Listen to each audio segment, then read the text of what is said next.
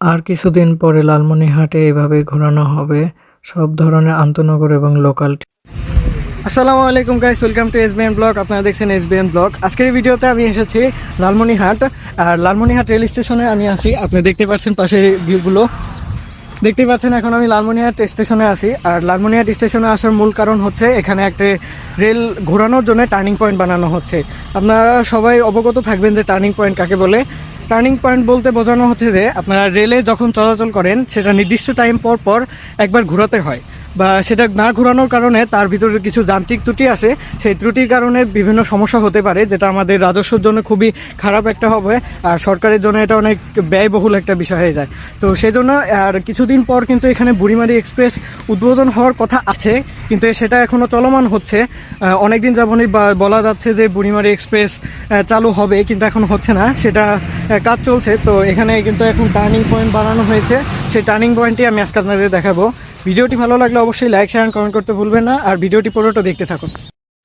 তো আপনাদের turning point দেখানোর জন্য আমরা কিন্তু লালমনিরহাট রেল স্টেশনে এসে পড়েছি। দেখতেই পাচ্ছেন এখন কিন্তু আমরা লালমনিরহাট রেল স্টেশনে অবস্থান করছি। এখন কিন্তু আমরা সেই টার্নিং পয়েন্ট দেখার জন্যই যাচ্ছি, এবং পুরো ভিডিওটি দেখতে থাকুন। ভিডিওটি ভালো লাগলে অবশ্যই লাইক, শেয়ার, কমেন্ট করতে ভুলবেন না, আর এরকম অদ্ভুত এবং ইউনিক জিনিস দেখতে অবশ্যই আমাকে ফলো করে রাখবেন। তো এখন দেখতে পাচ্ছেন আমরা কিন্তু টার্নিং পয়েন্টের উদ্দেশ্যেই যাচ্ছি। আমি এবং আরও দুইটা ভাইয়া ছিল, ওনাদের সবাই মিলে তিনজন মিলে আমরা কিন্তু টার্নিং পয়েন্ট দেখতে যাচ্ছি।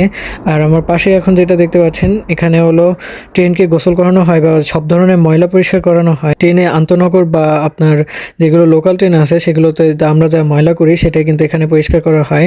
অবশ্যই জানেন যে বুড়িমারি এক্সপ্রেস চালু হতে চলেছে, গুঞ্জন শোনা যাচ্ছে। এখনও তেমন একটা সরকারিভাবে নির্দেশনা আসেনি, তো আসলে অবশ্যই আমি আপনাদের দেখাবো। ভিডিওটি দেখতে থাকুন এবং পুরো ভিডিওটি অবশ্যই আপনাদের ভালো লাগবে। আর আমরা এখান থেকেই দেখে পড়েছি যে সামনে আসলে টার্নিং পয়েন্ট হচ্ছে, তো সেটা আর কি আমরা দেখছিলাম। আপনারা সবাই অবগত থাকবেন যে টার্নিং পয়েন্ট কাকে বলে। টার্নিং পয়েন্ট বলতে বোঝানো হচ্ছে যে আপনারা রেলে যখন চলাচল করেন সেটা নির্দিষ্ট টাইম পর পর একবার ঘোরাতে হয়, বা সেটা না ঘোরানোর কারণে তার ভিতরে কিছু যান্ত্রিক ত্রুটি আসে। সেই ত্রুটির কারণে বিভিন্ন সমস্যা হতে পারে, যেটা আমাদের রাজস্বের জন্য খুবই খারাপ একটা হবে, আর সরকারের জন্য এটা অনেক ব্যয়বহুল একটা বিষয় হয়ে যায়।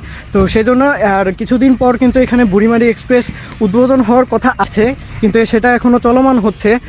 অনেকদিন যাবতই বলা যাচ্ছে যে বুড়িমারি এক্সপ্রেস চালু হবে, কিন্তু এখন হচ্ছে না, সেটা কাজ চলছে। তো এখানে কিন্তু এখন টার্নিং পয়েন্ট বানানো হয়েছে।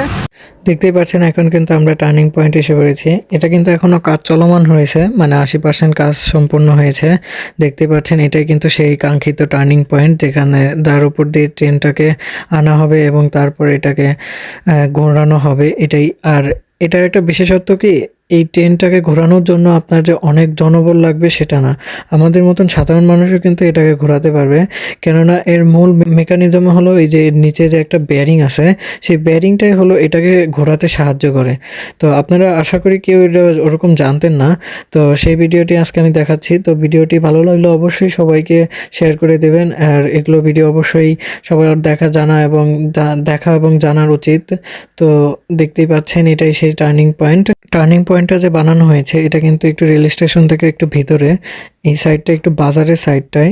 দেখতে পাচ্ছেন আশেপাশে ভিউ দেখে অবশ্যই আপনারা চিনতে পারবেন। অবশ্য যারা রংপুর লালমনিরহাটের বাসিন্দা আছে তারা অবশ্যই এটাতে জানতে পারে। ভিডিওটি যদি ভালো লাগে অবশ্যই লাইক, শেয়ার, কমেন্ট করতে ভুলবেন না। আর যদি ভিডিওটি অবশ্যই আপনাদের মনে হয় যে কিছু একটা জানতে পেরেছেন, অবশ্যই আপনার বন্ধুদের সাথে শেয়ার করে দেবেন। আজকের মতন ভিডিওটি এতটুকুই। সবাইকে আল্লাহ হাফেজ।